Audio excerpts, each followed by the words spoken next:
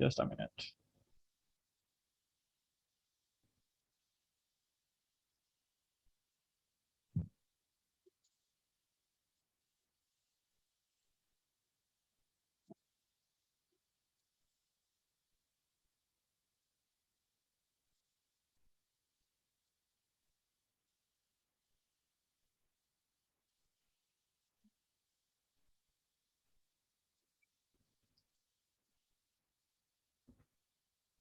All right, so we are live now. Hello, everyone. Thank you for joining us today for this session on quantum advantage and quantum computing. I'm your host, Mohammad Hamza Wasim, Events Officer at Quantum Information Society at the University of Oxford. And today our distinguished speaker is Dr. Dave Becken. Dr. Dave has previously worked at Google as a software engineer, and currently he is the Vice President of Software at IonQ, which is a quantum computing company. And today he'll be talking about augmenting our way to the quantum advantage, and also about his perspectives on working in the quantum computing industry. Over to you, Dave. Awesome, thank you. It's great to be here. Let me share my screen here. It is a beautiful day in Seattle. We are recovering from a heat wave where it got to, oops, what happened? Where did my screen go? Just a second.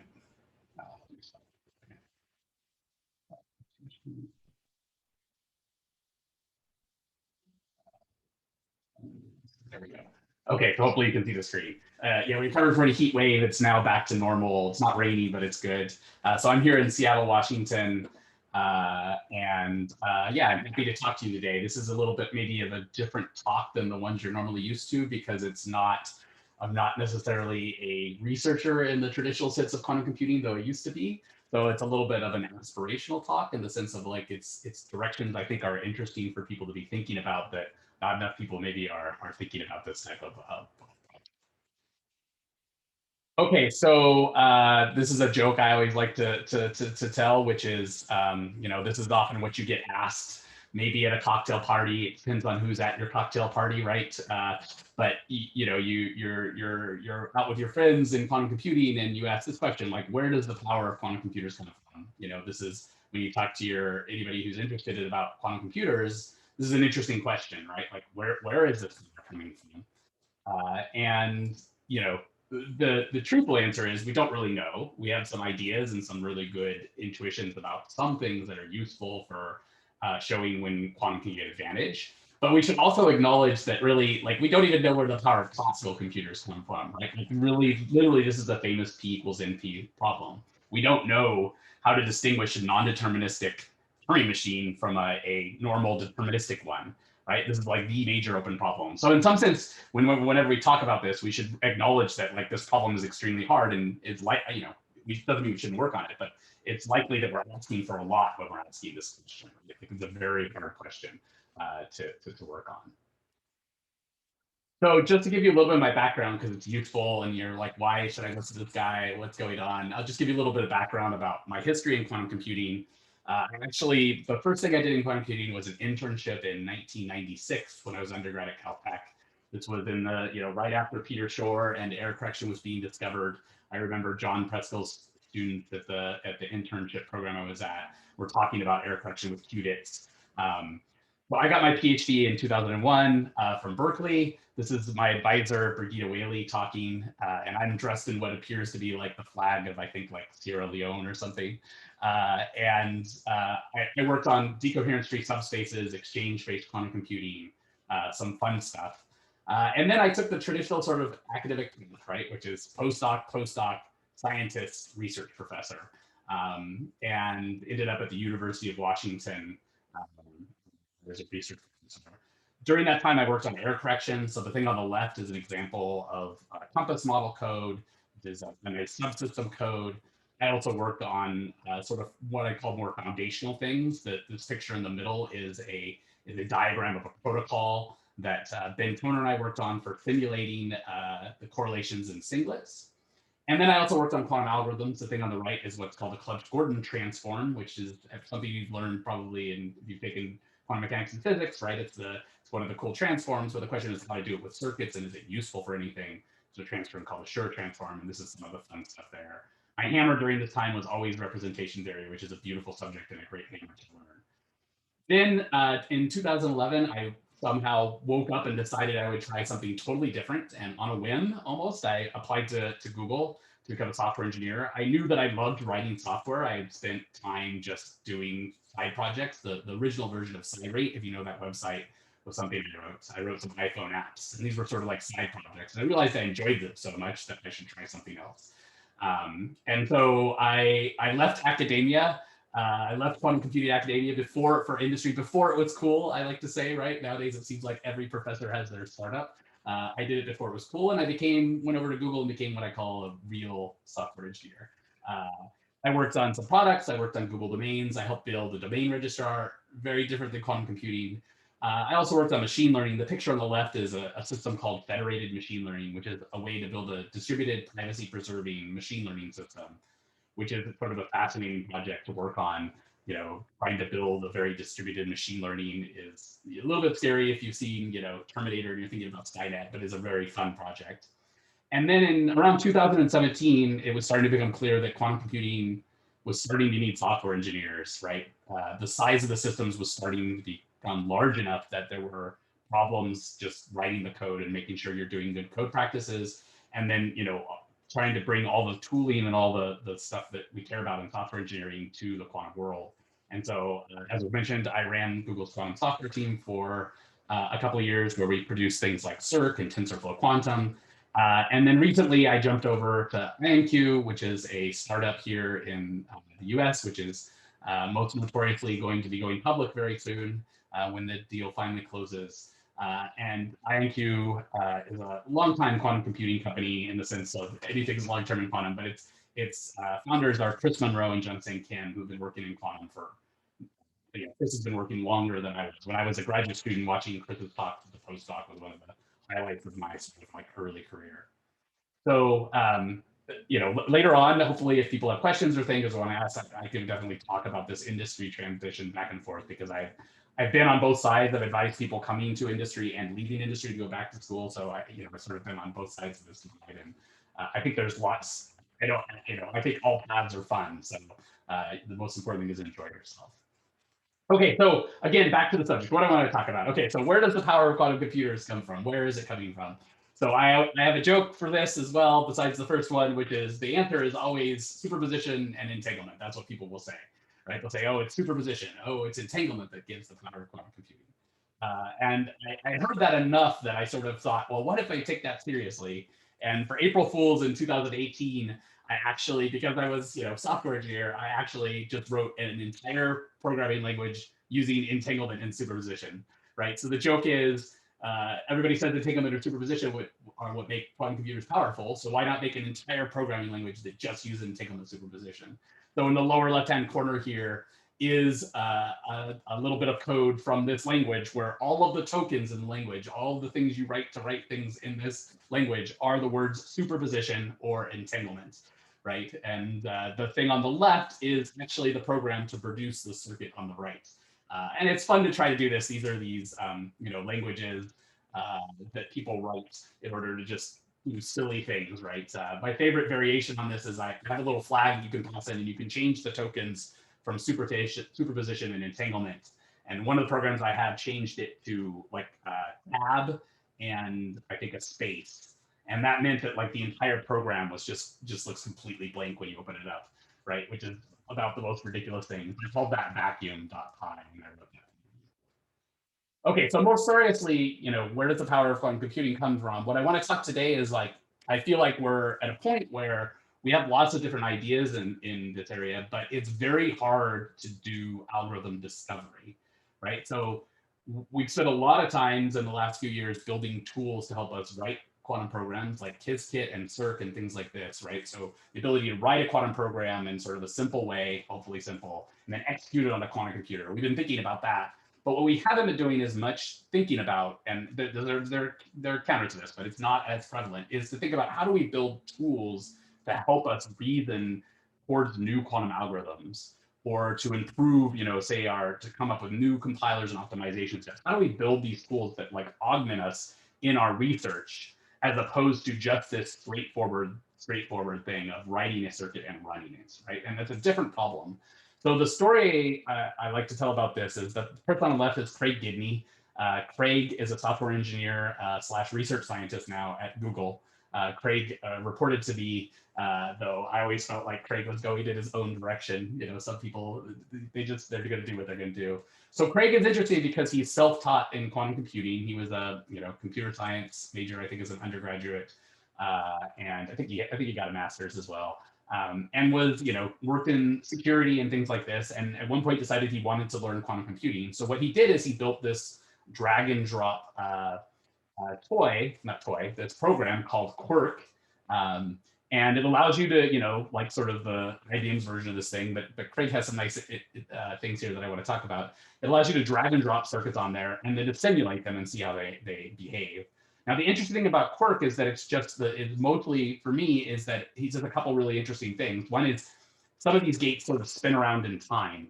So the phase that you're applying spins, and it gives you a visual representation of like how that, you're now sort of like surveying a wider space when you do this. And then he has these output displays, which can display density matrices, all sorts of different ways of displaying the final results. So you see one on the right here where it sort of like displays the local block spheres when you trace out everything else, right? And this type of representation like is very nice because it gives you, some, and you can put one of these in the middle, right, and see what's happening, right? And what's cool about this is Craig built this as a part of his own learning quantum computing. But he got very, very good at using it. And to watch it is sort of like using watch a cyborg, right? He literally sort of like uses it while he's thinking about building circuits and things. And he reasons through doing things while he's using it as a very much as a tool.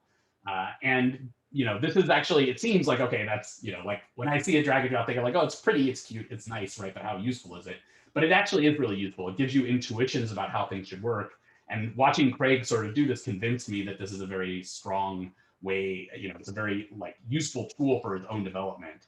It ended up where Craig was a software engineer on my team, but he was able to sort of develop all these intuitions, and we call him Craig the compiler, because he learned how to build circuits and do things that eventually ended up in things like this paper here. So this is the paper Craig and Martin Eckera did on how to factor, an RSA integers in 8 hours using 20 million Wasey qubits.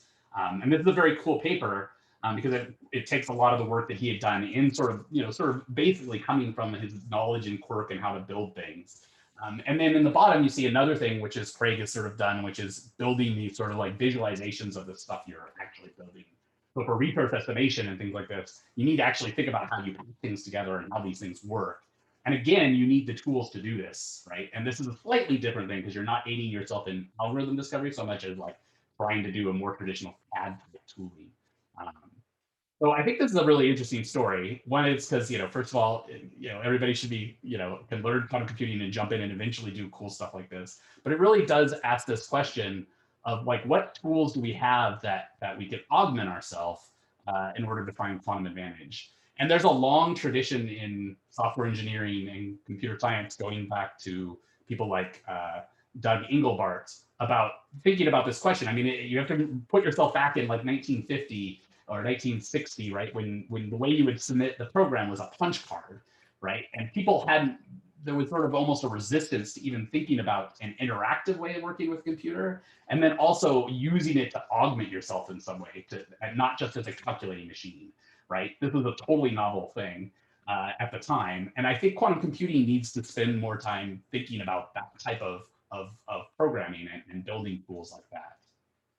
So what I want to talk about today is like getting to quantum advantage using augmented tools. I don't know how to do that, but I want to sketch some directions for that. I also want to just say, like, it's always fun to talk about this, like, what is quantum advantage? This is sort of a controversial word in many ways. I think it's a fun word because it's ambiguous and therefore we can debate it.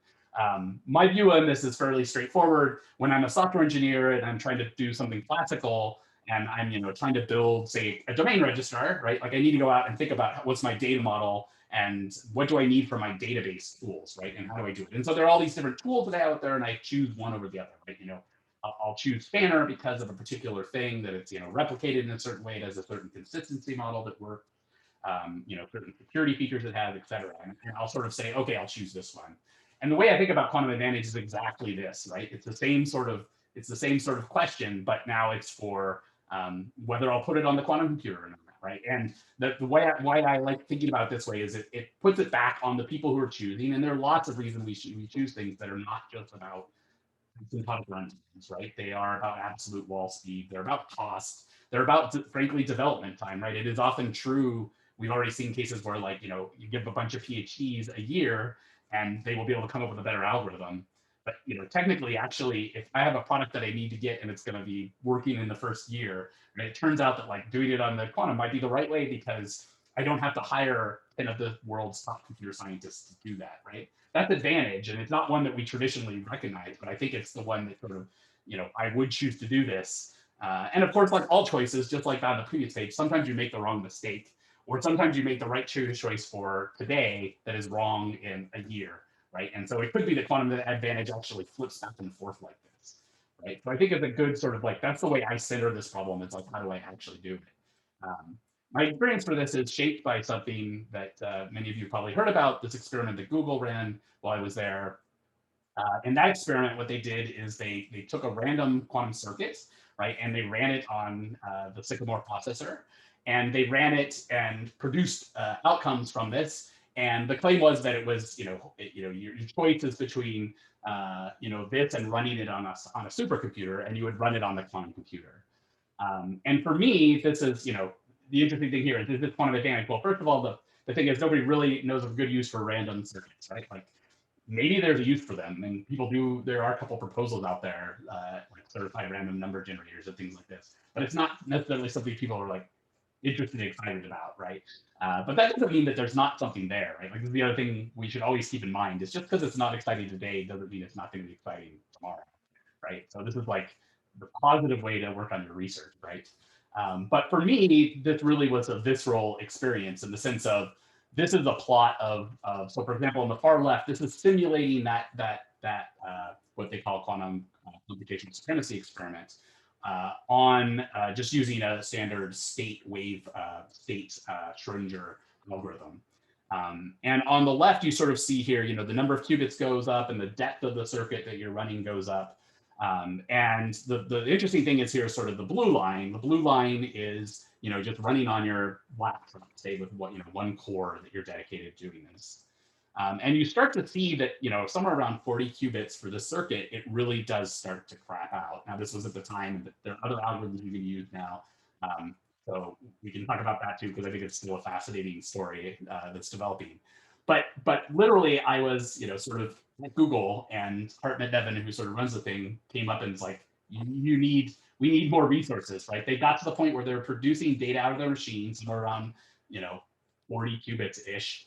And in order to plot the next plot on their cross entropy benchmark diagram, right? Like they needed a more computational power. And Matt Harrigan, who's a software engineer at Google, was doing that, and I was helping him literally go out and get resources across Google's research computing pool, which is as you can imagine, a rather large amount of compute that you had to start doing to do this. And so this is the type of thing we're looking at, right? Like it's important to keep that in mind. Like if you have to go out and take up, I don't know, some fraction, X% of Google's research computing pool versus run it on this other machine, which costs X millions of dollars, right? Like that's the transition point, right? Like, and it's always going to be blurry. Just like you're doing the same thing when you're choosing different databases and different things, and in the end, it becomes more clear which one's true.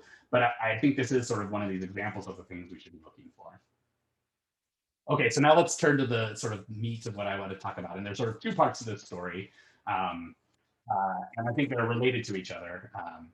But so the question that I want to ask is, right, can we get tools that augment ourselves? This is a picture of, I think that is Doug Engelbart in the middle here. And so technology should not aim to replace humans, rather amplify human capabilities, right? This is this idea of augmentation, right? And so, frankly, for the people who are thinking about AI is going to take over the world, there's this other alternative in which AI sort of merges with us and is helpful to us, right? And this is sort of one way that I think that path is like extremely promising and probably the right way we should move as a society.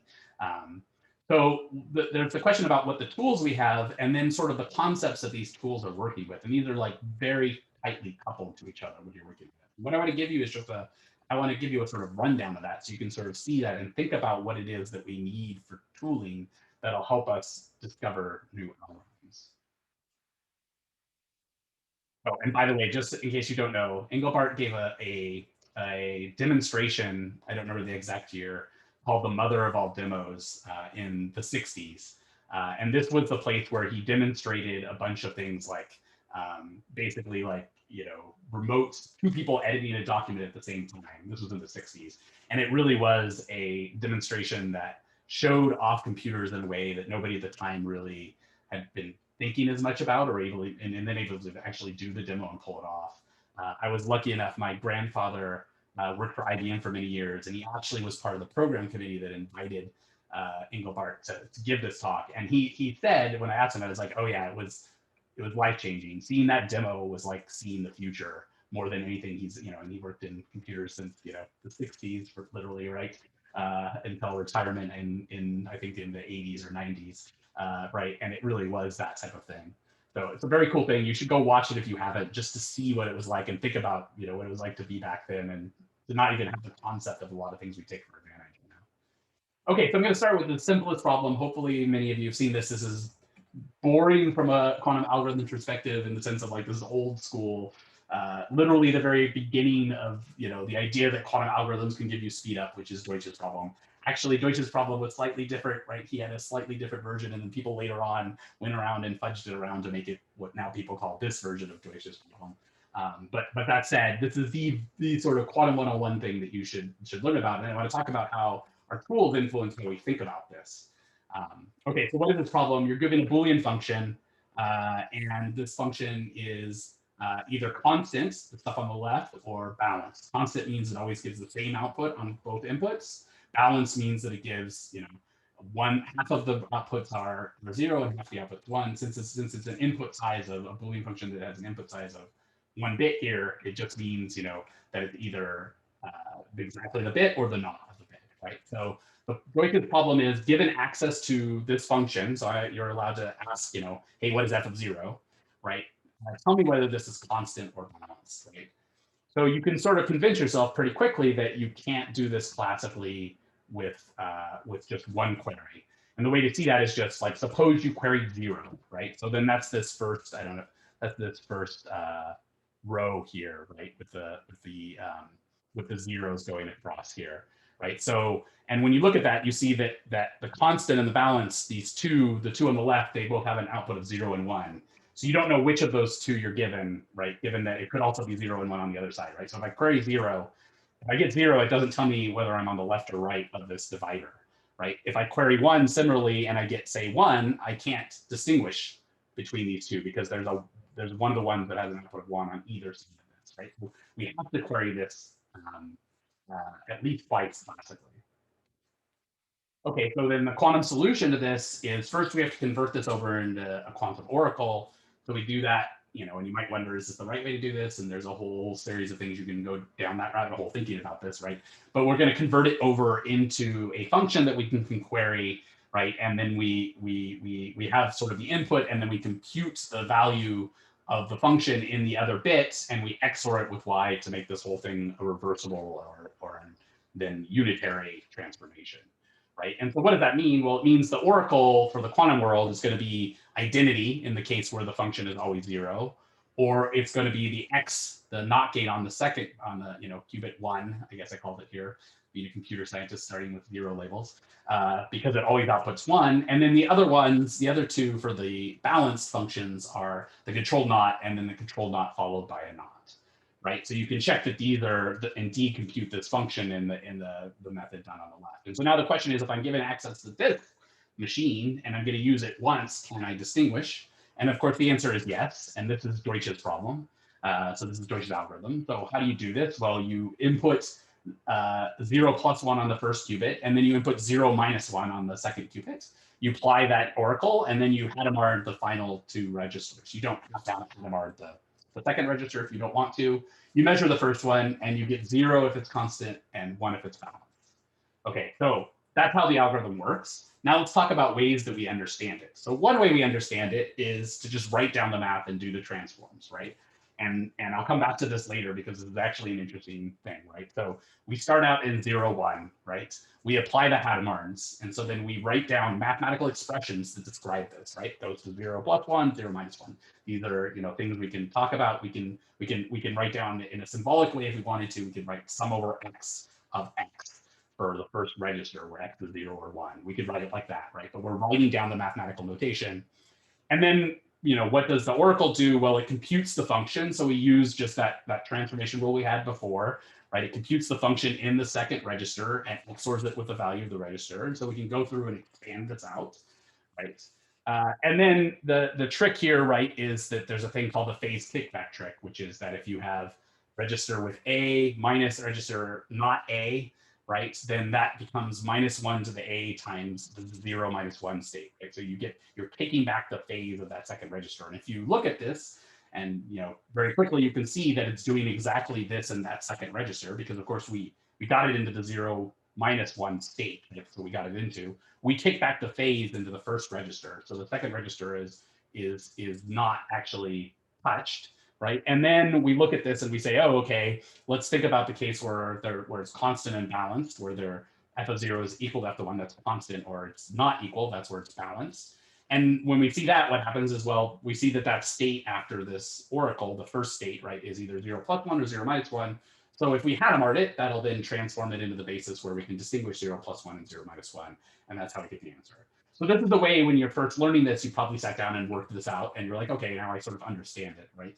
And in some sense, you could now think about the opposite thing, which is like, suppose you didn't know this, how would you discover this algorithm, right? And you would be doing manipulations like this, right, in order to discover this algorithm.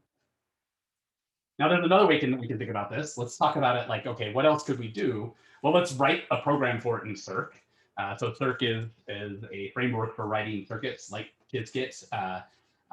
It was something that I worked on while I was at Google. Craig gave me as the main head honcho who built the vast majority of it, I would say, over 50%. But this is you know, some Python code that you write to do that circuit above, right? So it's very boring code in the sense of like you create some qubits, you create a circuit, you then apply these Hadamards, right? I need to flip that first bit because I need to make it into one state. So I apply the Hadamards, that's this first append. Then I apply the oracle, and so we'll pass in the oracle as a function. And then I Hadamard again, and then I could measure that state, but that's normally what I would do, but I left off the measure in this code. So here's like this case where it's constant, where it's always 0. I pass in a thing that just does identity. It doesn't do anything. And so when you do that, you get this new circuit, right? And you sort of say, okay, well, one thing you could do, you know, and then it gives you the final state. So you can actually calculate it. So you can use it, right? You can use Cirque to actually inspect the state, which is nice, right? As you're going about things. In this case, I can check the final state. But another thing you could do is when you're looking at this, you realize, oh, I have this circuit. And another way that people actually end up thinking about algorithms and thinking about circuits is another version of reasoning is to actually just use what people will say circuit identities, right? So if I have two Hadamards in a row, Hadamard squared is equal to identity. If I conjugate a Hadamard about an X operator, that turns it to a Z operator. If I conjugate Hadamards, two Hadamards about a controlled knot, it flips it. That's the coolest one, right? It flips the controlled knot over. And if you look at all the oracles, so I've taken all the different possible oracles on the left here, and I printed out the circuits. So one way you could start reasoning your way towards how this thing works as well is to think about the circuit identities. So that top one, right, has two Hadamards, so it's identity, right? And so we know that top bit will be 0. If we go down to like the lot measured, it says line 70, right? This is the one where we have the controlled knot, right? And in the controlled knot, what happens is the Hadamards about the controlled knot flip the control knot, right? And this is kind of the theme looking. This 1 means qubit 1, not that it's initialized in state 1. So you start in 0, you flip it to 1, and then you have a control knot, and it flips the top bit because it flipped the direction of the control knot, right? So another way to start reasoning about things is to think about like how do things compose like this. And it's a different way of thinking about it because you're not looking at the state, you're looking at how the operators munge together, right? And how they compose together. And this is another way to think about the quantum circuits. And the tooling is sort of helping you in this case. In fact, Cirque is actually not great at this. And it's very easy to think about like what's the actual thing you want to do if you start to think about having patterns of logic of things that compile and pattern match like this. How can we get them to apply to this? And there's some very nice works that people have done on actually solve this problem and efficient algorithms for matching patterns within circuits and how you might do this. So here's the third one, which I think is maybe the one that less people are actually familiar with. So this is the path integral formulation of quantum computing. So the picture in the lower right is Richard Feynman and Paul Dirac, and notoriously in the history of sort of the foundations of quantum itself, right? Dirac sort of noticed this thing about, he didn't quite have it correct, but he sort of had this idea that e to the I, the action, the classical action, was an important part of defining how to get an amplitude to go from A to B. And it turns out that Feynman's sort of insight was that it was exactly correct and it was the right thing to do. So in the path integral formulation, right, of quantum mechanics, you say, oh, we have a particle at point A and a particle at point B, and they're all the different classical trajectories it could take. And of course, you have to think about, like I'm not a mathematician, so I will say this, like we think about all the paths, that is a very hard thing to define correctly, right? But just sort of be a physicist and be like, okay, we can sort of imagine this. And then the idea is you have an action. So an action is, as is related to the position, right, and the velocity at each point. And we take that action along these paths, and right, the path integral is doing this integral of this where you do e to the I action along this path, right? And the nice thing about this, one of the nice things that sort of pops out about this is that the action is the stationary point for the classical world. And this sort of emerges sort of naturally in this thing that there is sort of this stationary point of this, and then you can talk about like deviations around it. But the interesting thing from the perspective of when I think about this that I didn't really appreciate, I think, when I first learned the path integral, is this is a sum over all paths, and there's this 1 over z. All the paths sort of occur with equal amplitude. Now, we have to be very careful in defining this, right? But it really is true that there's kind of a limit that exists where it really is that it takes all paths with equal amplitude, right? Now, the phase is all that really differs, right? And so this leads you to the question of, is there a version of quantum computing where you have a sum over amplitudes, where the amplitudes are all the same, but the phases matter? And the answer is yes. In fact, there's lots of them. The one that is probably most people are familiar with is that if you take the Toffoli gate, the controlled X gate, and the Hadamard gate, these two gates together are universal for quantum computing. You can build any quantum unitary out of this. Now, there's a subtlety there, which I'll say in a second. But it's universal for quantum computing, and yet think about what it does. Toffoli just permutes spaces vectors. The Hadamard, transforms, 0 to 0 plus 1 and 1 to 0 minus 1. Hadamards will only ever sort of take computational basis states and put 1 over square root of 2's in their amplitude. But the phases, plus and minus 1, will be different, right? And so it really is true, since every quantum circuit that you've ever written down, that anybody's ever written down, can be translated into this gate set. And in this gate set, it looks like everything looks like equal amplitude and sort of just classical reversible computation. And there's a very nice paper, a variety of people have noticed this over the years and different things. There's a very nice paper by Dawson et al. And Michael Nielsen is on this paper describing this sort of this and how it relates to certain polynomial equations that you get. And it's kind of, it's a very nice sort of approach. What does this mean for sort of Deutsch's problem? How could we think about this? So also, just to mention, the thing that you may wonder is like, how is it universal? It doesn't have any imaginary amplitudes in it, right?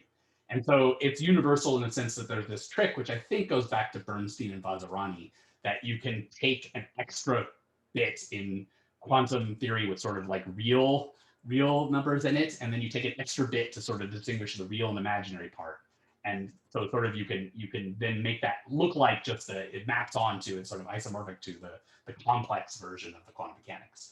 It's a global bit, and there's a really nice work recently, some of you may know about like, is it possible to do this with a local bit that sort of does this? And there's a very cool result out on this recently. But this is sort of the trick that's used there. So it's real quantum mechanics, but in the end, that doesn't really seem to matter from sort of this bigger global perspective of universality. So what's a tool to use this for this? There's actually a very nice tool that is just sort of, it's under development, I would say, made by Casey Duckering, who is a graduate student at University of Chicago. He calls it Fineman Paths. You can find it down on GitHub in the lower right. And what it does is it tries to give you, right, it gives you exactly sort of this view of the transformation of states in this identical formulation, right? So you know, all the amplitudes at each of these states, I don't really even need to write them down in the sense of I need to know whether they're 0 or not, but they're always related to 1 over, you know, 1 over some fraction of the you know, 1 over 2 to the square root of 2 to the, you know, some number, right? And so they're all the same amplitudes throughout, right?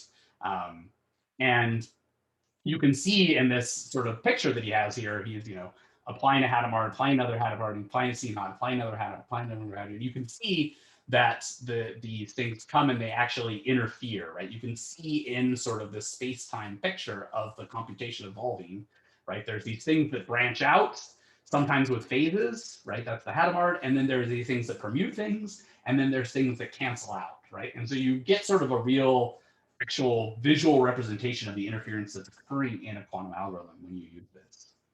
So this is just you know, an example of this, right? So this is, this is actually an example from Deutsch's problem, right? So this is where I'm doing, you know, I first do this bit flip to get the second qubit into one state, and then I apply these Hadamards, and then I apply the control knot. I left off the Hadamard on the third qubit because it just makes things complicated. But you can see what happens, right? The first one just flips the bit.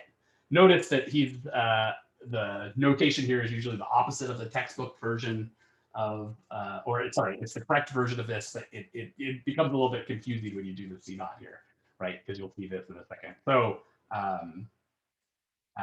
in this case, it doesn't matter yet. You'll see it in the third one where he's, instead of doing 0001, 1011, right, he's doing it in the reverse bit order, right? So little Indian versus big Indian is the way you say it as a computer engineer. Right, so you flip this first bit, you apply the Hadamard, so you're sort of into this, you know, 0 plus 1 state here, and then you apply the Hadamard on the second qubit, and now you see these phases appear, right? And so you sort of see that you have, you know, these different states with different phases on them, and now the control knot, what does it do? Well, it permutes these, right? So it permutes the phases. It doesn't actually change anything besides the phases, and now you can see that last part of Hadamard, right? How it you know, constructively interferes on the 0, 0 and destructively interferes on the 1, 0, right? And what's nice about this is you sort of see the representation of the entanglement canceling out, which is, you know, what we often say when we're talking about where does the power of quantum computing come from. You can also go through and look at all the different oracles that you could have. And really the way I think about this is actually the interesting thing is there's a part that produces the state in some amplitudes, and there's a part that does the interference. And really what it gives me is that this H0 is a machine that has a particular way that it interferes with things. And I produce states that have certain, you know, labels on them, certain amplitudes on them, phases, they all have the same phase, different phases, pluses or minus ones, right? And then these things, you know, you know, have some pattern, and then it's manipulating that pattern when you call that oracle and seeing how that interference goes. So there's sort of like these different machines that you're building. So this is just a different view of the same algorithm, but it gives us sort of a different, unique way of thinking about this. And how would you use this as a tool of discovery is you would be using this to think about these, you know, giant, perhaps potentially large ones, because of course, this representation does not scale nicely, right? It's kind of one of the bad drawbacks. But often in thinking about algorithms, you start with smaller things and try to build them up, right? And it allows you to sort of reason about things in this sort of interference picture. I think just repeating that.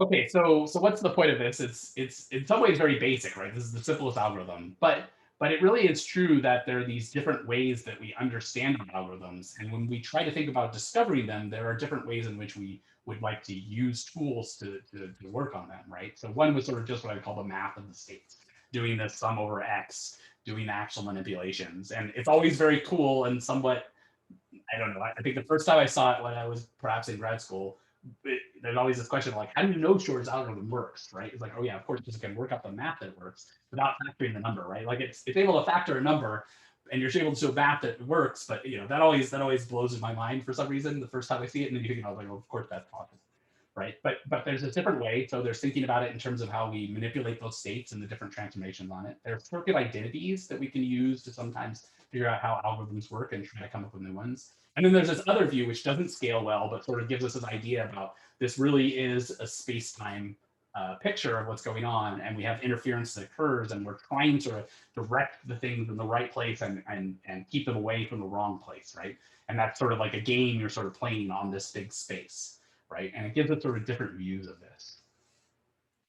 Now, given that, these are all kind of unsatisfactory, right? Like, we don't really have great tools for any of these, right? Like, I would say the first one, right? We don't, like, do we have anybody who's written down nice, and I'll talk about this in a second, sort of a symbolic package for doing manipulations on quantum states like this? We don't really have that. Circuit identities, people tend to do things where they, have compiling stages that apply circuit identities and things like this, but there's not any easy way to sort of apply them and think about them while building up an algorithm, right? We don't sort of have drag and drop on the fly applying circuit identities, trying to understand what's going on, right? We don't have any get any feedback from that. Similarly, some of our paths, Casey's is the very first step in building a tool like this, right? Like, we should have tools that allow us to, explore these spaces, build very gigantic versions of this and play with them and try to understand them. In fact, that's actually another sort of lesson just watching Craig work, is that like building these larger examples actually is really useful to yourself to sort of reason through what's going on. But today's stuff that we have is very focused on circuit construction. There's nothing wrong with it. It's, it is what it is. I can say that because I wrote a lot of Cirque, so it's like, okay, it is what it is. It wasn't focused on that. It was just focused on writing circuits and maybe doing some simulations with them, right? But it wasn't really thinking about like how do we use it to develop algorithms. The place where that's starting to shift is probably in variational algorithms, where now people are thinking about workflow tools for heuristic algorithm discovery, which is not something I'm going to talk about here. Okay, so this is really a challenge. This is sort of why this is a different talk, right? Like, I don't know the answer to this, but I think building tools that lead to discoveries of new algorithms is a wide open area. If I were in graduate school, this is what I would do, because in graduate school, my choice was always don't work on the thing that like everybody else is, all the smart people have worked on, because then you're in trouble, right? So I started at Berkeley when I was going to do astrophysics, and I realized at the time that a lot of really smart people were working on was cosmology problems. It was like, oh, these people are really brilliant. And I was like, let's go over to quantum computing, where people one are skeptical of it, so like, it's not respectable at that point in time. The only people who would work on it when I was at grad school were old professors who had tenure and so could do whatever the hell they wanted, and graduate students who didn't know any better because they were working with old professors who had tenure, right? Like, it was literally, that was sort of the divergence. There were very few actual postdocs in the early days because of this, right? It was not a career path that you necessarily wanted to take. So this is an important area for thinking about it. How do we discover new algorithms, and can we build the tools that do this? So this is an example of an area, right? So we know we have symbolic computation tools like Mathematica, or there's this one Axiom here. The thing shown here is doing an integral, right, of this function. And these, if you've used Mathematica a lot, actually you probably got very good at doing this and using these tools. Sometimes you may be frustrated when there were weird bugs and when simplify really didn't simplify as much as you'd want it to, right? But they are actually really useful tools for doing this type of manipulations of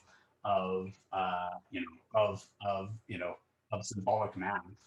And we don't have a tool like this for quantum computing, right? Because as far as I know, maybe somebody can correct me if I'm wrong, but as far as I know, I could say there's probably not a widely used version of this, right? Can you build a tool that's useful for doing derivations like this in quantum algorithms, right? That would be a pretty useful tool. You might be able to start exploring spaces you hadn't thought about as you think about the primitives that you can do in such constructions, right? Like, how does doing this NMR transform this state? How does the Fourier transform do it? How do I put those things together? And then, it would likely also help you do small, wouldn't scale, but it could do small scale simulations to help you get, result out of these states as you measure them. What do they look like, right? That tool might be a useful tool for actually algorithmic discovery. So that's the type of thing that I think is interesting, that I'd like to see lots of people working on, hopefully motivate some people who are listening to do that. So the final thing that I'll talk about here, and I'll finish up, is just that I think the other thing about building these tools, which is fascinating, that I think it took me a long time to understand this, is that actually one of the most important things in discovery phases is actually walking through the wrong space. Uh, again, I have an example from Craig. Craig would work on circuit constructions and things, and I'd watch him do it, and I try to understand what he's trying to do. It was like, you know, kind of like watching a magician, right? Also, watching anybody else use a computer is like bizarre because you're like, because you don't have that visual feedback about what you're actually doing. You don't see their commands or feel them. You just see their results, right? Which is a little bit weird. But I would watch him do this, and one of the things he would do, which I always found really fascinating, is he would get things to work with interference and things up to phases. He would just not care about the phases, and then oftentimes, not always, he'd be able to fix the phases by putting in appropriate phase gates in different places and trying them and trying to understand what phases we needed to correct these things out, right? And so he literally sort of walked in a space which was wrong. He'd produce a circuit that had these phases in them, and then he'd walk it back into the right space, right? And I think this is actually a very general thing that we do when we're trying to do discovery and trying to do research. I didn't link to it here. Michael Nielsen has a very good essay along these lines. I think he was somewhat inspired by this book. If you haven't read it, it's one of my all-time favorite books, Proofs and Refutations. And one of the great things about this book is it's talking about you know, doing proofs of things. And what it points out is that the history of how we get to different theorems that we end up proving in math is not very straightforward and often involves places where we're sort of wrong or not quite precise, and we're sort of moving in spaces that we don't necessarily consider correct in some sense. And yet that's how we end up getting to the correct answer, right? And this obviously makes sense, right? Like if you're a computer scientist, like, hey, constrained satisfaction, there's one right answer. One way to do it is to move around and look at all these incorrect answers where I'm, you know, wandering around this landscape, right? But for some reason, it's super useful for us to do that as part of our discovery process. So I believe the tools that we do have to allow us to explore incorrect spaces as well, right? Well, let me give you an example of this, just that I think is a good, quick example of moving in an incorrect space in some ways that helps us get to the more interesting answer. So this is a diagram of a Bell experiment, right? So you have an entangled pair on the left splitting apart, and then we have two input bits, which each party gets, Alice and Bob, and those input bits are 0 or 1, and then we're going to output 0 or 1, right? And in the Bell experiment, you take, say, a singlet, and you measure along different axes depending on what A and B are, and then you output your measurement, whether it's along that direction or against that direction. And there's a well-defined, what people call a CHSH gain, which you can show that in quantum mechanics, if you sort of average over all, you know, let's say A and B are uniform, right? So you give 1/4 of the time I get A and B are both 0, 0. 1/4 of the time it's 0, 1, totally uniform input, right? And you can say, what's the value that players can achieve in this game? And it turns out that if you have an entangled state, you can achieve 0.8xxx. But in the classical world, you can show that this gain, which has this value here, you know, only achieves 0.75. And this is a gain version of this classic Bell theorem, which says that if you replace that entanglement with classical shared randomness, right? So we have what we call local hidden variables. So only classical information goes along those wires now. So replace the quantum wires with classical wires. Don't allow the parties to communicate with each other, right? Then you can't reproduce the quantum correlations, right? They're somewhat, some sense, stronger, right? Now, this is cool from a foundationalist point of view. It's cool from a physics point of view. It tells us something about, you know, entanglement in our universe appears to give these correlations, which can't be explained by the fact that they were commonly together at some point by classical data that's sitting there that something gets transformed over there. But one thing you might ask, and you sort of asked this, and it's wrong to answer from a physics perspective, is okay. What about this? This is sort of a restatement. This slide is just a restatement of what I just said. But what about, let's ask something that's sort of wrong. What if we actually allowed communication? Now, of course, in the Bell experiment, if these are, you know, separated by light years, this is like, you know, faster than light communication. We don't allow that, right? Like ixnay on the, you know, on the faster than light communication, right? As Einstein would say. So we don't really want to allow that, but it's a valid question to ask, right? And people did ask this. They said, okay, what if we had classical shared randomness in this Bell experiment, and we were allowed to now spend extra bits of communication between them? And that's not surprisingly was both, you know, a combination of computer scientists. I think maybe a couple physicists in the early days thinking about this too. right? Who are asking this question because you don't really know that like this isn't really a valid physical theory anymore. You've somehow moved it to some other question, right? You could ask this question, you could quantify this, and you could ask how much classical communication. The interesting thing is we know there are states to exactly simulate them, if you ask this question, that require an exponential amount of communication between the parties. There's this, you basically, it goes back actually to Deutsch. There's this Deutsch-Jozef state that you can produce a bunch of bell pairs and you can make a particular measurement, and that measurement is a Deutsch-Jozef measurement on this entangled state. And the correlations you get encode like a Deutsch-Jozef algorithm, and you can boost that up to showing that you need an exponential amount of classical communication for those in-shared quantum bits, which is a very cool result.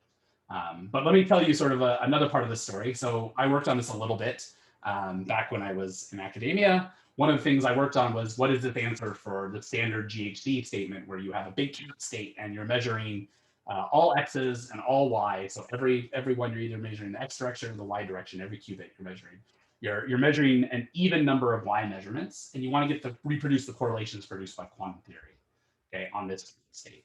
Now, what you can show, and we showed in 2005, is that you actually need, if you have an n-qubit cat state, you need n-2 bits of communication to simulate these correlations correctly with shared randomness initially, right? So you have to sort of, in some sense, you have to get, most of the parties need to send information about what basis they're measuring in to, to sort of the other parties in order to get this to be reproduced. Now, this result was then extended to graph states. You could say, okay, GHD state's nice as an example of graph state. Of course, all states are graph states, but they were sort of like, oh, can we do this for all states? How do we get this to work for graph states? And that was extended by Barrett et al. In 2006. And what's interesting, of course, this is a really weird thing to ask. You're asking about communication. So physically, there's no real motivation for this. And, and it could have been that this is like things that happened, right? Like people walked in this other weird space and there was nothing there, right? Like, and it died in Foundations land, a subject for philosophers to spend time thinking about, but nothing. But it turns out that's not true. It turns out that this observation about these correlations led to this sort of breakthrough result of Bravi, Gassett, and Koenig, where they show that this, sort of intuitively, if you have a state that requires a lot of communication in order to reproduce these correlations, you can turn that into a separation between a constant depth quantum circuit. Now you have to show that you can produce that state that I talked about in constant depth, but it's a graph state and that sort of just falls out naturally. And then sort of this idea that you have to spin some communication, right, then means that if I try to do it classically and think about how that communication might work, I have to spin some of that information to actually build a circuit classically that's of a certain depth, and in fact log depth. And so this shows a separation between constant depth quantum and classical circuits. So there are constant depth quantum circuits that require log depth classical circuits in order to reproduce the outputs of these types of experiments, right? And this is really a separation then in sort of our complexity world. So why I like this example is because it is an example of sort of walking in a wrong space. It's wrong to think about communication in this way. Now, this is actually, it's only wrong from a physicist's point of view. From a computer scientist, you're like, oh, that's totally fine. It's totally a valid thing. Now, of course, if you're thinking about this and you notice that it's an exponential amount of communication, you also notice that it's sort of wrong in a computational efficiency sort of thing. So it's some weird thing where I'm allowed a lot of communication between these systems that are being simulated, right? And this is something that I think is an important part of actually sort of one of the most surprising things about computer science. This is a picture of Scott Aronson and myself at the Royal Society of London in 2006. Scott and I dressed up as Newton and Leibniz. I got to play Newton, so I got to play the obviously better physicist, and Scott got to play Leibniz because I don't know, something about how Leibniz invented the Boolean algebra before anybody else. But what's interesting, and Scott and I talked a little bit about this in this conversation, and have had a lot of conversations about this. There's this weird thing about computer science that they invent machines that don't exist, right? An NP Turing machine, non-deterministic Turing machine. It's a machine that at each thing can take both branches of a decision, and then in the end, once it hits an accept one, it sort of like takes that path. Right? The universe could have worked that way, right? Like there's nothing saying the universe isn't an NP computer. Like that is a valid universe in some sense, right? And similarly, local hidden communications variables plus communications is a possible way the world could work, right? And so something about moving into these other spaces and then back to our real world, right? We're literally moving into things which don't really, don't really exist or are wrong in some sense from our physics point of view, somehow get us to more insight about our own world. And I think this is actually like a very interesting thing. So how does this tie back to the previous thing? I think it's important in building these tools to actually think about how we can make it so people can be wrong as they're building things. How do we allow them to explore not just the space of what are the correct solutions and valid things, but how do we make it flexible enough that they can do that? And this is something that I think is extremely challenging. And on the other hand, we do it all the time, right? Like when we think about it, when we're typing, at least I am constantly making mistakes, right? Like I'm typoing myself to death often, right? Maybe I've gotten better now that I code a lot, right? But I can only type the syntax of Python, I guess, right? But like, how do we build the tools that allow that as we're discovering things? How do we allow it to explore other weird systems that may not be valid universes, but we can reason about within our tool? I think that's a very fun thing to try to think about. And I don't know how to do it, and that's why I hope other people work on it. Okay, so I've almost taken up an hour. Hopefully you're still out there. It's always like talking into the void. So there's this question, where did the power of quantum computers come from? And I think building tools to help us understand that is one path to maybe pushing us further along that path of trying to understand this, apparent, because we haven't proven it, right? I'll say apparent separation between quantum and classical computational complexity. Right now, that doesn't mean when you go to the cocktail party, you're going to get a good answer, right? So in the future, hopefully we'll have an answer to this, which it's still probably inappropriate for a cocktail party, but hopefully is relevant to people who really care deeply about this, and some of us will be able to sleep well at night sort of having better understanding of this hard problem.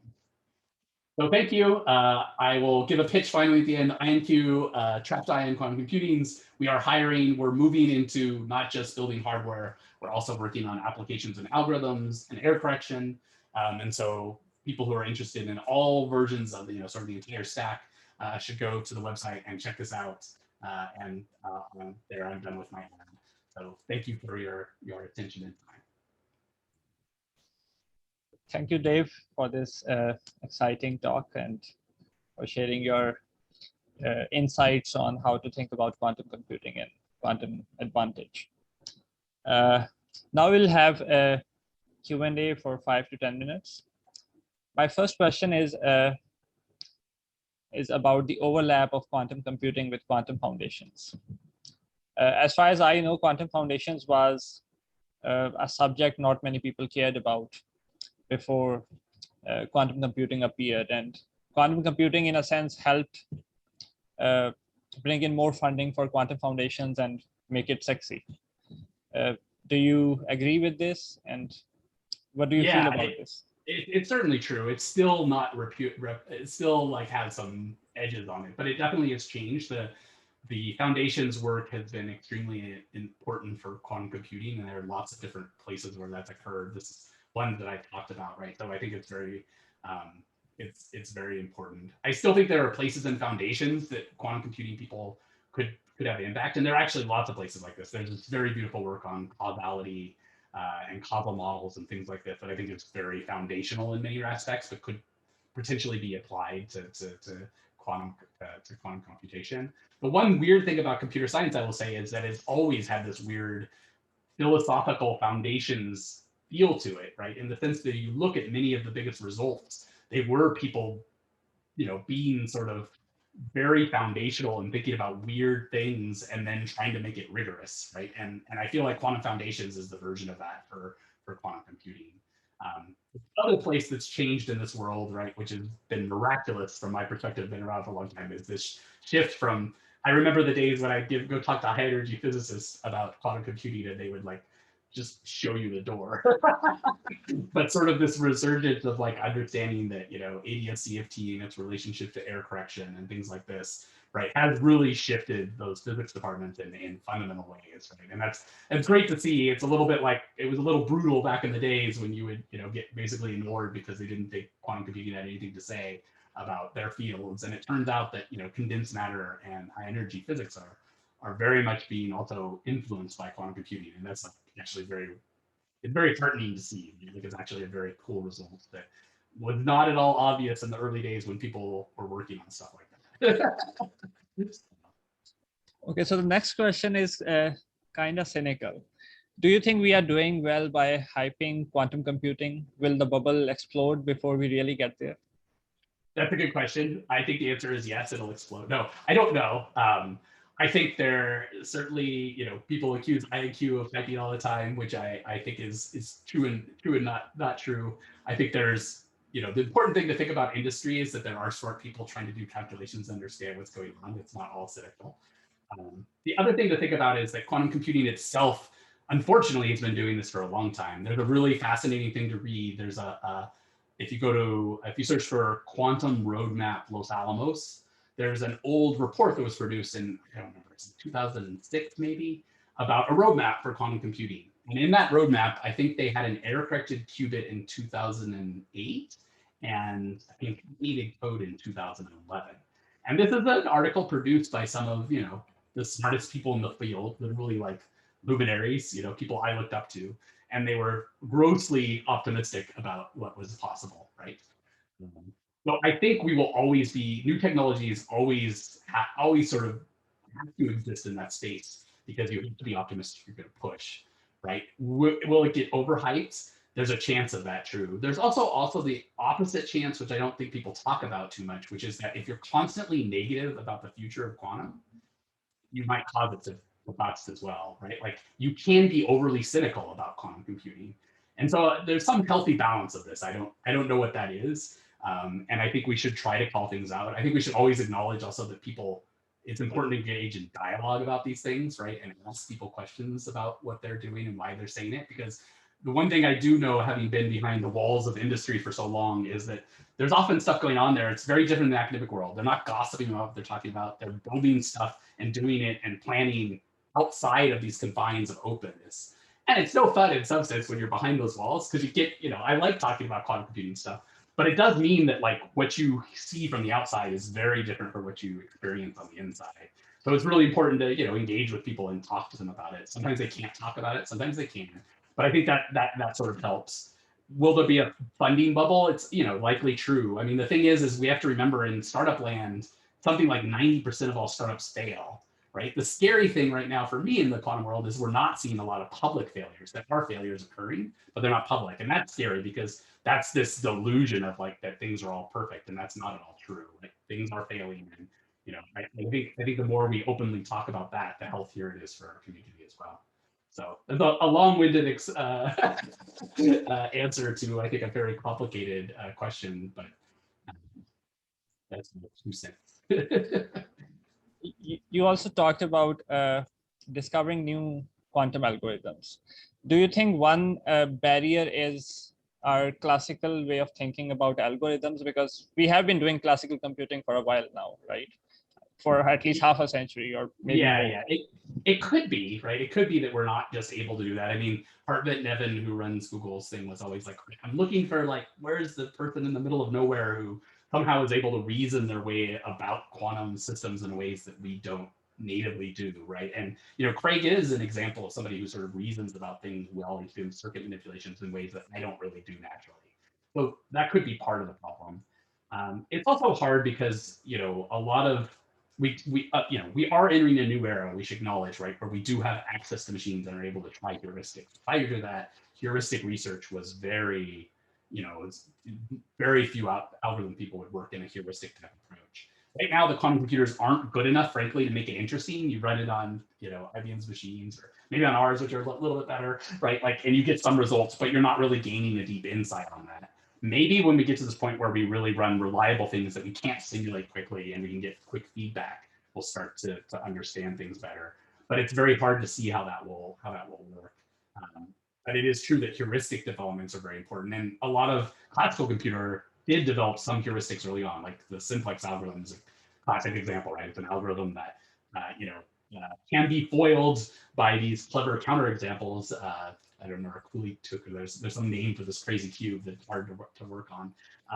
but yet, is extremely useful in practice, right? Like it's still, one that you wouldn't be laughed out of a coding interview if you tried to do that. Well, actually, if somebody asked you the simplex algorithm of a coding interview, you're probably interviewing for a complexity job of some sense. But anyway, so yeah, I'm not quite sure, but I do think building these tools is an important way that we can start to think about things differently, maybe see things, right? Like the other place that I didn't mention, and I'm sorry, I apologize, was sort of the ZX calculus, which is another place where people are trying to build a visual representations of things and trying to understand how things work in a different presentation.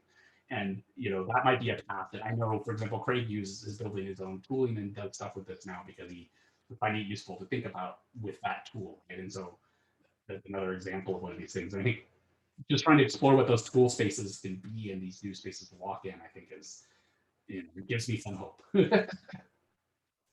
You just mentioned ZX calculus, and it's also sometimes dubbed as kindergarten quantum mechanics because it looks like some kindergarten drawings.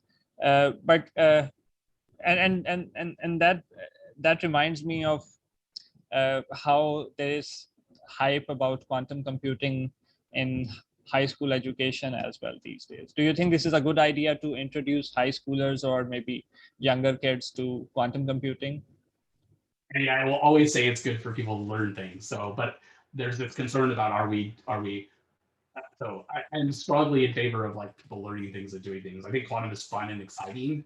I think there is a gap between being a productive researcher in quantum computing and the stuff you can do as when you're first starting out. And I think we should be honest about the fact that quantum computing gets hard, right? And it's not easy, and we don't know the answers right now. And so these very simple examples are great, and they are great for recruiting people and getting people in.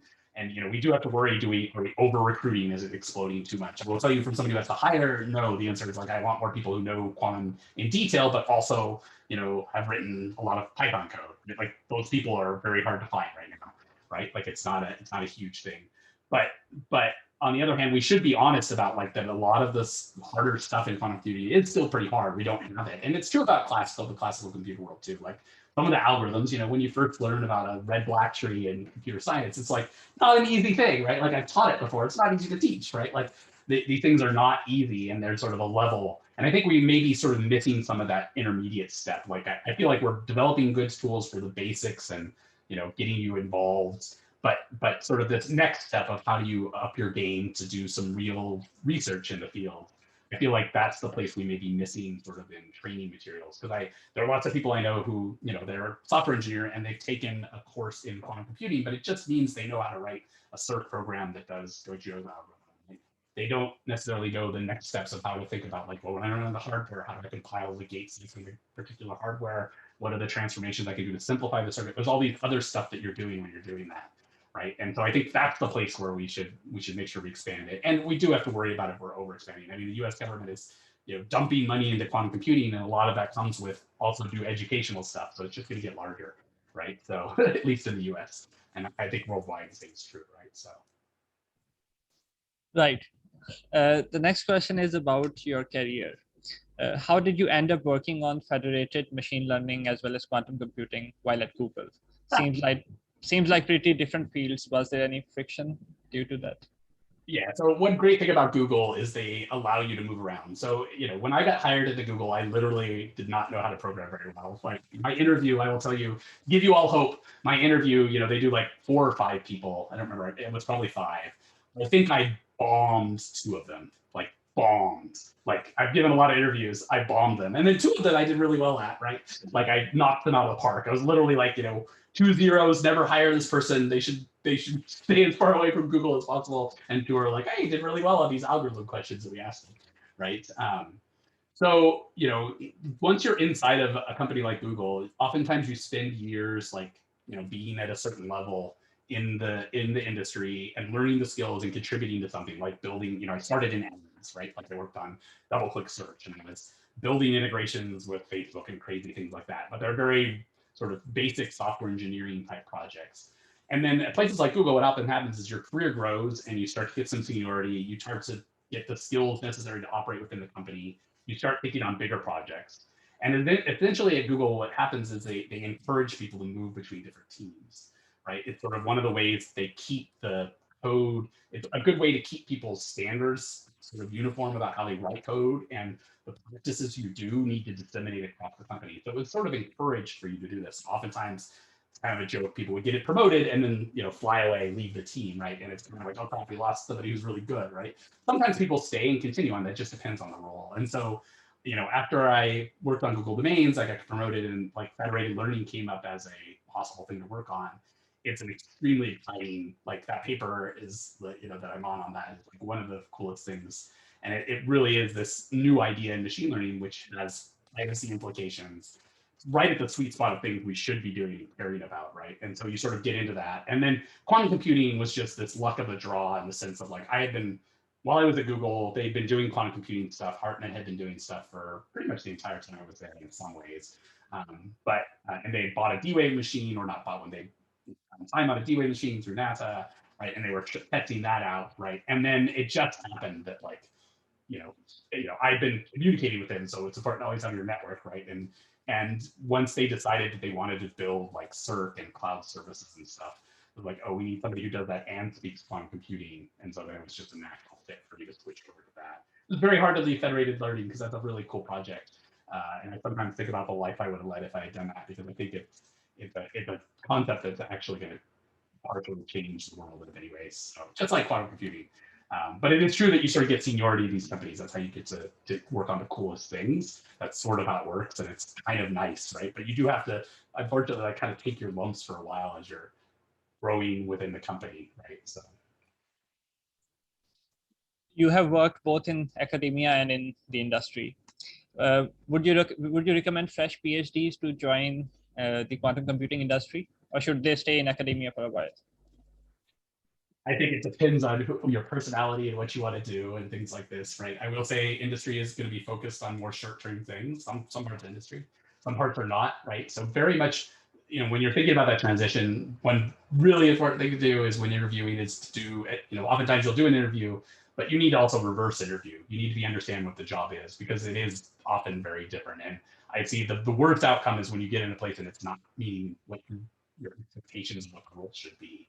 And in industry, we're actually much better, I think, than in academia, and actually sort of defining roles. Like that's sort of what we try to do. What is it you're supposed to be doing? What does that role consume? And then of course, you should realize that roles do change, right? Like there are other opportunities that occur, but like having that definitional thing is really useful, important to get large teams to work together. I think it's a personality, and one good thing is that this boom in quantum is actually, there are faculty positions way more than there used to be, so that is more of an option than it used to be, right? Like I was, the people ask, is there a quantum winter coming? There was already a quantum winter for funding. Post this, the sequester in the US was a big problem. But there was also just, faculty positions were extremely hard to come by in the early days of quantum computing. They were, except at the University of Waterloo, you could always go to the University of Waterloo was always the joke, which is not totally true. But there were some forward-looking places, but it was very hard to do that. And so it's actually kind of awesome that there is this other opportunity. I would say one big thing is the industry really is focused on people who want to build a quantum computer, like that's what they're motivated by, and not necessarily motivated by other things, right? Like they could eventually turn into building a quantum computer, right? Like, so they're just sort of, that is one overarching thing. And if you really want to build stuff, then I think industry is a great thing. If you find that you're like a tinkerer, if your hobbies are like, oh, I do a makerspace stuff, you're probably going to be super happy in industry, right? Like it's a personality thing. But on the other hand, I loved my time in academia, so I don't have any really negative things. I was not one of those people who thought it has its negatives, but it also has a ton of positives, right? So. I really like your advice in your talk when you said that try, as a graduate student, try to work in an area where there are not many smart people. So so right now there's a lot of hype and buzz about quantum computing. Which problems are not saturated by smart people, or in your opinion? What is the area that we should be thinking about? Yeah. I mean, I don't know. I wish I could say what I do what they would, or I can tell you, what's exciting right now. There's another perspective on this, which I have, which is I've seen a lot of fads come and go across the years, and different things go up and down.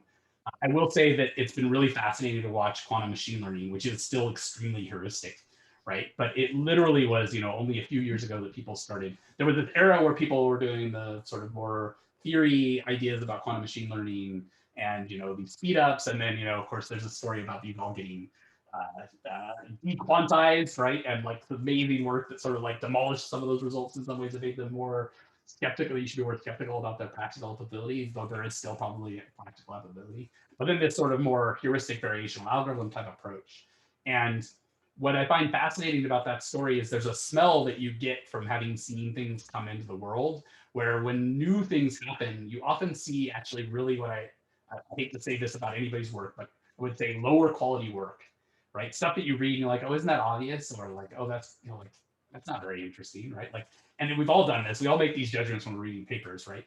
But and sometimes it's a bad smell because it's like, oh, there's no depth in this field, right? Like they're not really getting anywhere. But oftentimes it's also a smell that like actually really interesting things are going on. So now we're seeing, like these provable separations, like for example, I don't remember the author's name, so I won't quote them, but John Presto's one of the authors, right? There are places where we're getting rigorous separations. There's a ton of new interesting ideas and insights into barren plateaus and the issues there, right? And so it's this weird thing where the hype comes and there's just an explosion, and it's because people are exploring the space that we see this sort of diversity of what we call kind of like not the greatest work. But out of that usually emerges these gems and interesting insights, and then we do that. So that's a place I would work on personally, simply because I think it is tight and it is like we don't know the answers there, but it has that spell of a new field, right? That's got all these other crazy things going on with it. And then if I were choosing, I would say think about foundation stuff for algorithms. It's been so productive over so many years, and I don't think we're going to see that change. I think I think we'll find more of those versions out there. I still believe in that story. Like think hard about what is quantum mechanics somehow leads us to ask interesting computer science questions. And I still think that's one of the more fascinating stories of our last 20 years, right? Um, so yeah, but there's probably places that I don't know. So this is why it's also important to just go to the weird conferences that you don't, or weird things that you don't think are going to be like that just sound weird and learn about them and see, and you never know, right? Like that's how you find these things. Yeah. Last question is about hardware of quantum computing. Do you think we have the right material platforms to realize quantum computing, or is there some other hardware platform that we haven't discovered yet that would be ideal for quantum computing? Yeah, that's a good question. John Pascal claims that I once said that the only way we'll ever build a quantum computer is if it is topological. I don't remember saying that, but he reminds me of it every time I talk about things. But I think I will say, I sort of think about it. There's what I call the brute force way, right? Which is sort of the path we're on right now. Superconducting circuits, trapped ions, integrated photonics, things like this. There are sort of these small scale qubits that we can build that have problems. Every implementation has things you don't. If you say a couple words, it'll make that implementation squirm. It's fun to say and see what people respond, right? Like every single one has the drawbacks. But there is sort of a brute force path that I think that I can see playing out. Right? Like I don't think it's an impossible dream. I think it's hard, right? But I think it's definitely a thing to go on. There's the other path, which is sort of what Microsoft and others have done, which is like topological quantum computing. Can we find robust materials that just naturally are good for quantum computing? And this is, of course, a very like serious effort, right? Like it's not one to ignore because there really are good reasons to think that that's a possible path. My own personal opinion, if you ask me, irregardless of my job is a trapped ion quantum computer. Trapped ions are awesome. No, like it's a great platform for doing this, and has all sorts of great advantages. But if you ask me what I really think is the interesting way is, I think it's a middle between those two extremes. I suspect the right way to proceed is to find ways we can engineer materials that look like the topological systems that are robust. So there are versions of this that exist, the Euro Pi qubit, things like this, where we have not yet, we're just doing the first error correcting experiments, right? Like this is a new era. We're finally realizing we're two revolutions, right? Factoring, one, and error correction, right? Error correction was a major revolution. Without error correction, there is no quantum computing. The power of encoding information, right? Like we have not yet realized that, and we're just realizing that. We have not yet realized it in our physical systems. Now, I think that that's not really true. Superconducting circuits, for example, everything is always encoded. Superconducting circuits, literally, your Cooper pairs, you have a lot of those Cooper pairs in your superconducting circuit. It is actually sort of an encoding, right? You've encoded, and it's sort of a robust state of matter that has this macroscopic quantum behavior, right? You have to remember, for many years, people didn't believe that was true, right? That this macroscopic quantum behavior that could persist, right? The thing is that I think versions of encoding in physical systems, like finding those and building those, like sort of engineering them as opposed to just like taking a material that exists. That's sort of the topological approach, right? Where you have to get certain properties of that material and you don't really know if that material is clean enough or what its encoding actually is. So it's really hard it to work in that space. Whereas we can imagine now building small versions of that. That to me is where I think there's a potential to have transformative thing. I suspect that's 5 years out. I think there's going to be this race with the brute force, and we're going to get to interesting things with our current systems. If I have to bet on 10 years, I'm going to bet on some degree of material coming out. That's sort of what I would say is the short answer to that question. Should have started with the short answer. Thank you so much, Dr. Dave Bacon, for your wonderful talk and detailed answers to our questions. Awesome. Thanks. And everyone have a good day. And I'm looking forward to the day in which we can all actually meet in person again. Yeah, definitely. We're definitely getting close. So thank you. Take care, everyone. Bye.